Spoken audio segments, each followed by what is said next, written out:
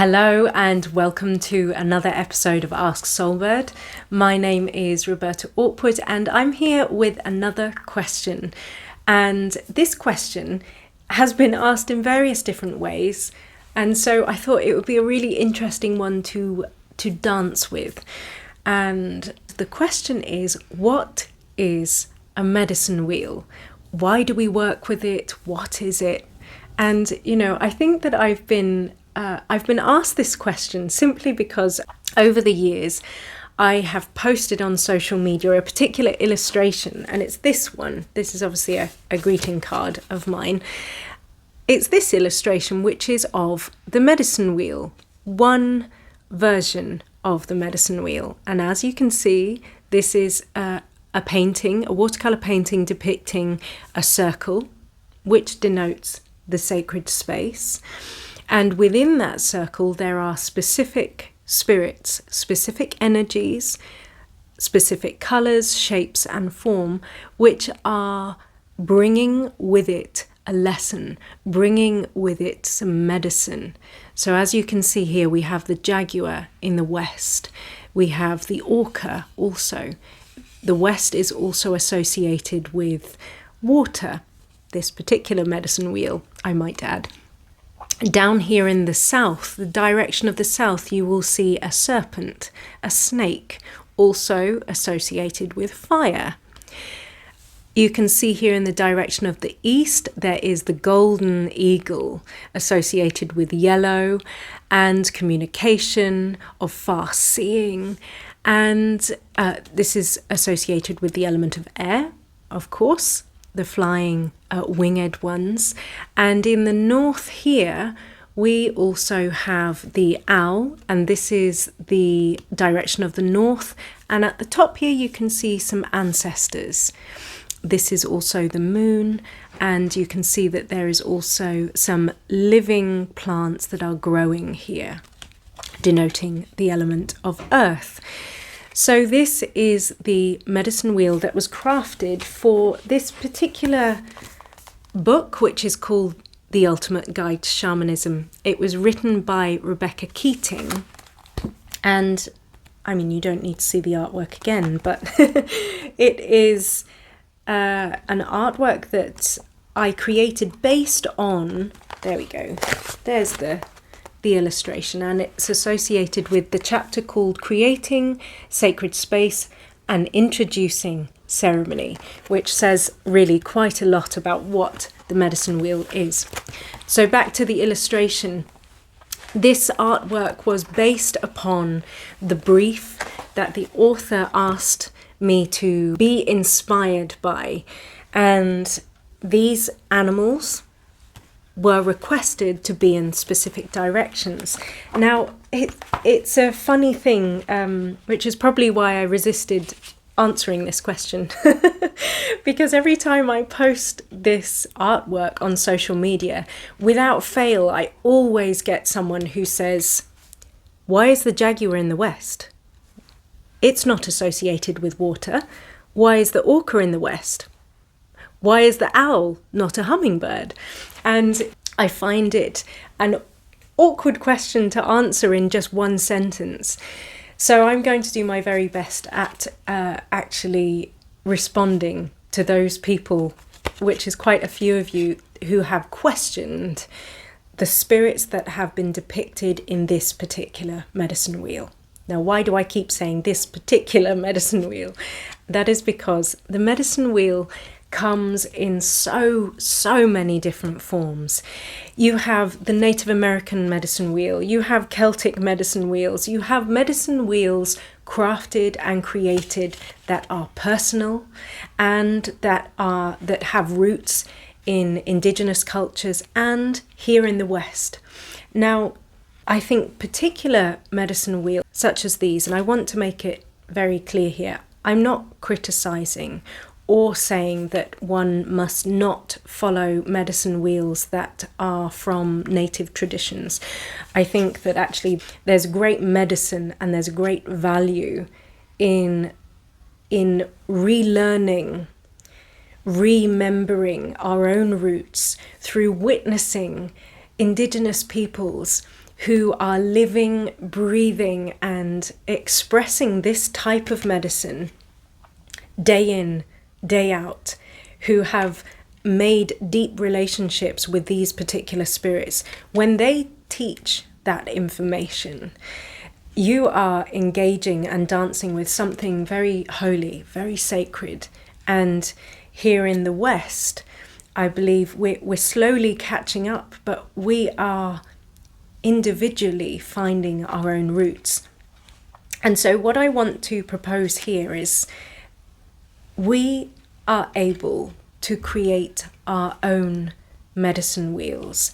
And so my question to you, to keep elaborating on this point, is for those of you who do work with a medicine wheel that is similar to this, have you met a jaguar in person? Have you met an owl in person? Have you met your ancestors? Have you connected with them? Have you witnessed a golden eagle fly above you? Have you seen a snake slither past you? You don't need to answer any of those questions directly. However, I'm asking because I want to propose that maybe, just maybe, there is a deeper question about location. Where are you living right now? Where are you living right now? Where are your feet planted? Regardless of who your teachers are, where your blood lineage is from. Get a few people asking me where my blood lineage is from. So I am half South American. My mother is from Guyana and my father is British with Welsh roots. So I have a mixed blood pathway, which I draw upon in both directions. But I have to acknowledge, I live in Britain. I live here in England. This land has very different spirits to these, apart from, of course, the owl and the serpent, the snake. We have both of those. So when crafting your own medicine wheel, which needs to actually be started as soon as possible, because this is a conversation about relationships. What relationship do you have to each of those spirits that you will be calling in to craft your medicine wheel, your medicine circle, your circle of life? Who lives around you in your circle? What are you consciously calling in? And this is a deeper, longer lesson of the medicine circle that is encouraging you to be more conscious of the spirits and spirit, the people, the plants, the things that you call in on a regular basis into your daily life, which is the circle that surrounds you. So, of course, this is talking about our mundane side of life. But when we step into the sacred, which of course threads throughout our daily mundane life as well, we are making sacred space to make this container holy, to work from a place where we are protected, safe, grounded, and learning from, healing with the spirits that we specifically call in, and therewith allow those things that we do not want in our space to step outside of that boundary. And the circle here is one of the most profound symbols to work with. It seems very straightforward and simple, but the circle denotes many medicinal traits which you are to engage with and to understand as you start to work more deeply with what the medicine circle really is. So, back to relationships. If you were to craft your own medicine wheel and to take a gentle, do it right now, wherever you're sitting, if you're in your home, if you're sat in your garden listening to this, what is around you on the land that you are literally planted in. I give you an example. I'm sat in my healing room right now, and within my space is my SoulBird garden just outside. And in my garden, I have a grandmother sage plant.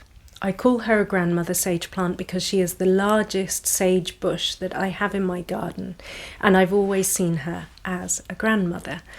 Now, when I am calling in sacred space, if I am to build that bridge towards me and the spirits of land, the nature spirits, then surely we need to honor and respect them, and to firstly acknowledge that they exist here.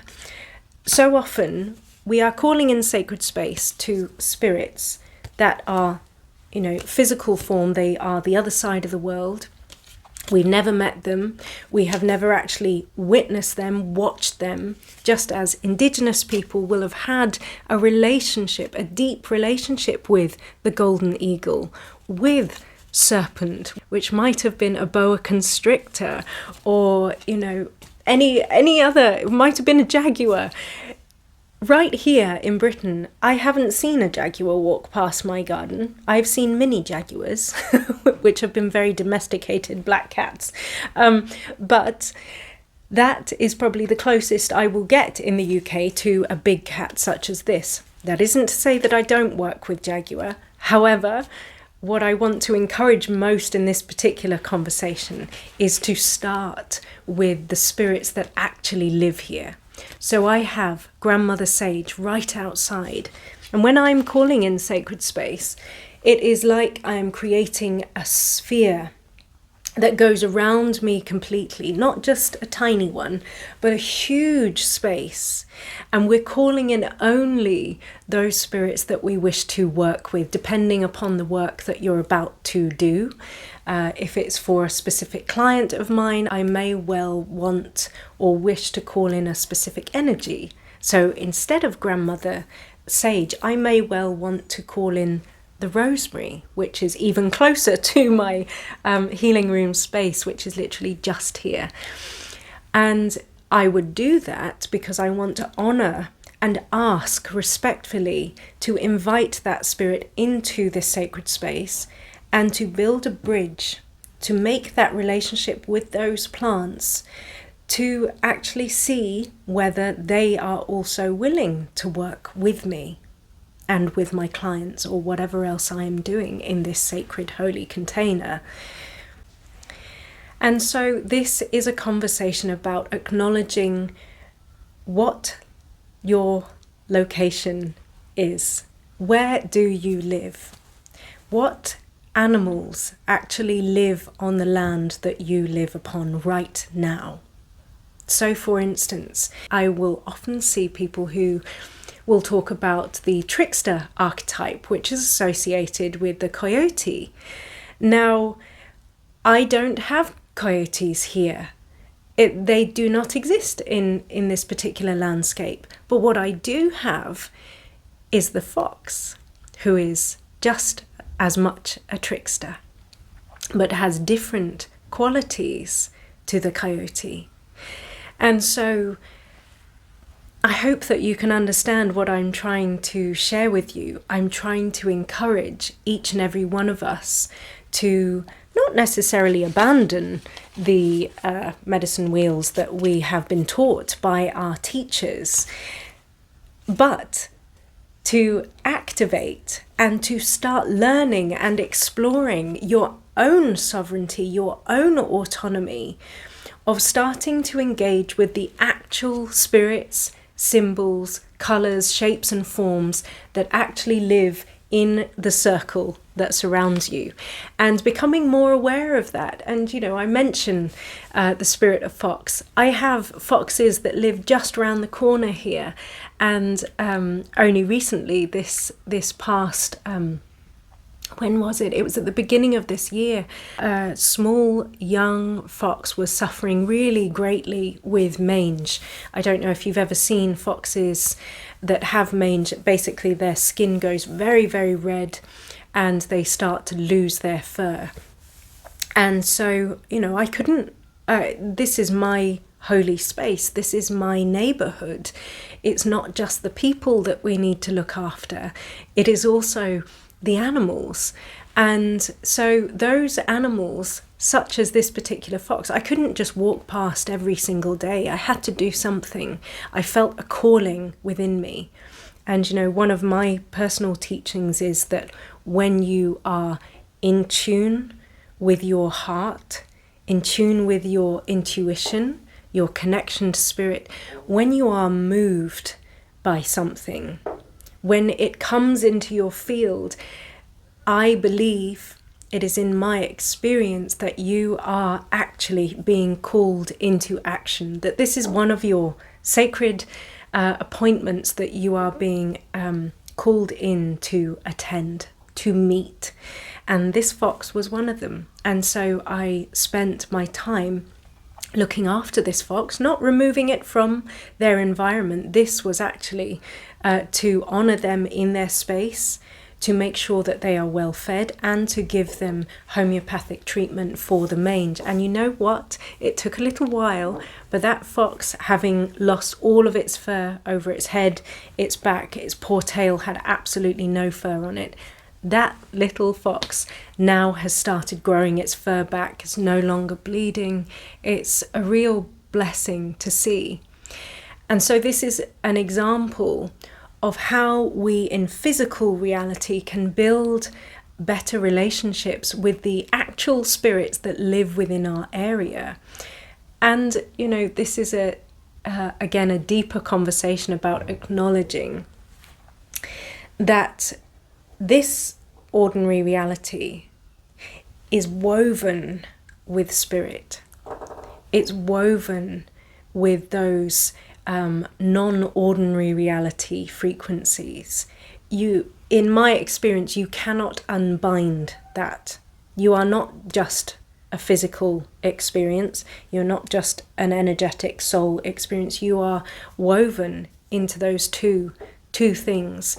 And when we acknowledge, for instance, if a fox crosses my path, I realize that actually I am coming closer into the medicine of that particular fox, and vice versa. That fox, by coming into contact with me, sought out help. And so we built this deeper connection.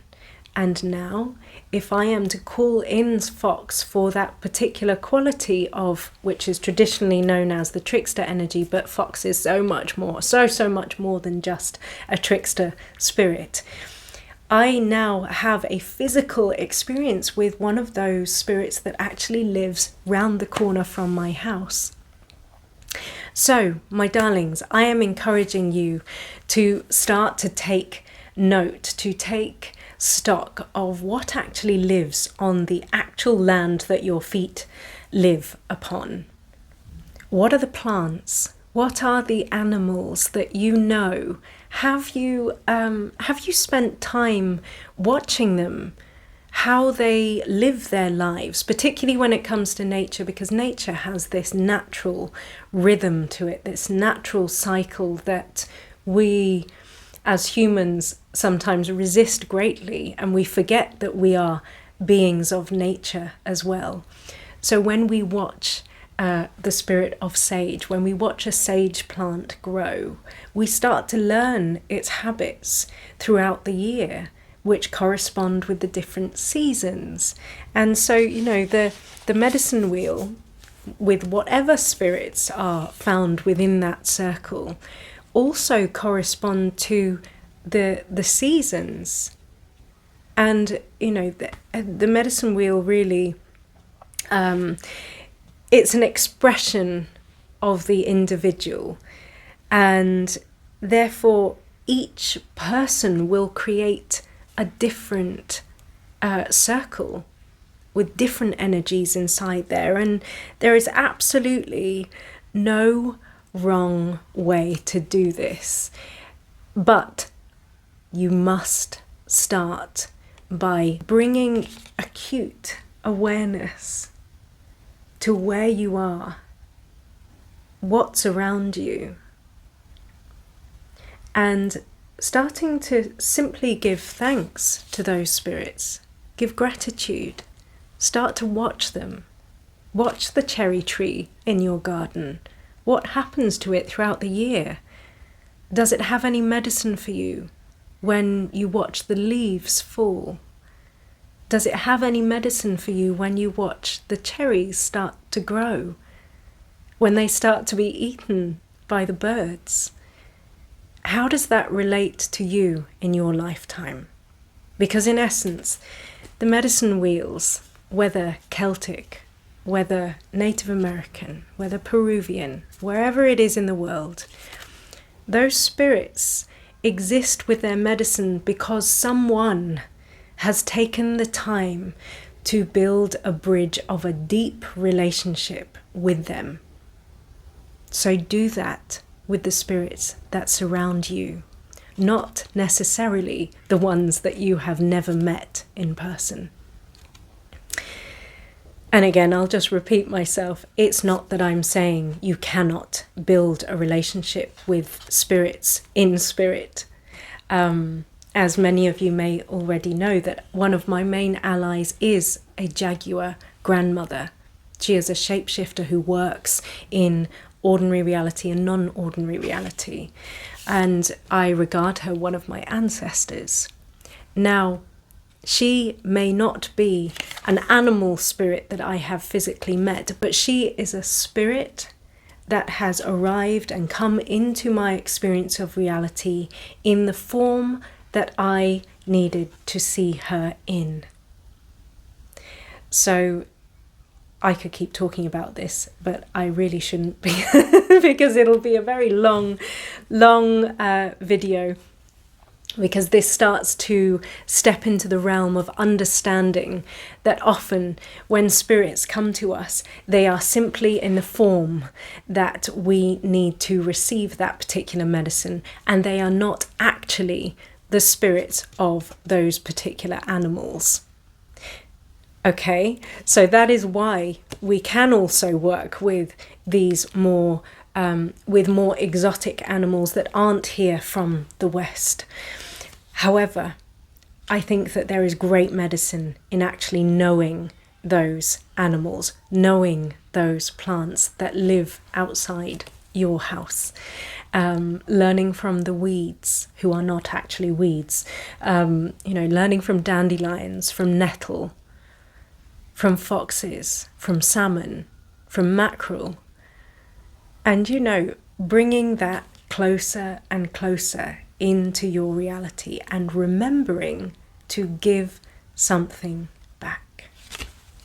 So I probably haven't answered the fullness of that question about what medicine wheels are, but I hope that you found some inspiration on crafting your own, and knowing that when we create a medicine wheel, we are doing it for our own soul evolution, and that we are walking this path, yes, on our own, but yes, we do it side by side with many loving, compassionate spirit allies, kith and kin that are both in physical form and in spirit form. And so I like to picture these medicine circles being very similar to sacred geometry. And I call in the flower of life, the sacred geometry form of the flower of life. And if you have seen this form, it is made up of concentric circles. They overlap. And so if you picture the medicine wheel, these circles, and at the center of each medicine wheel, medicine circle, that circle of your life, exists one individual sovereign being who is consciously engaging with those loving and compassionate spirits that surround them. When those concentric circles, when they cross over, just think about how that impacts the web of life, how we engage with other people, how we bring medicine to other people, and vice versa.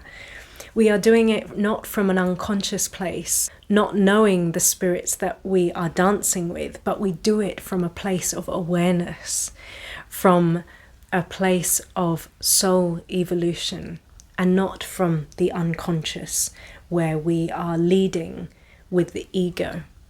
This is one very important lesson of the medicine wheel, of the medicine circle, that we are to become more aware of what lives in our circle, and to do it more mindfully when we call in the spirits. Thank you for listening, and if you have any further questions about the medicine wheel or want to share or discuss with me, then please pop them in the comments below and I will respond to them all in good time. Thank you for listening.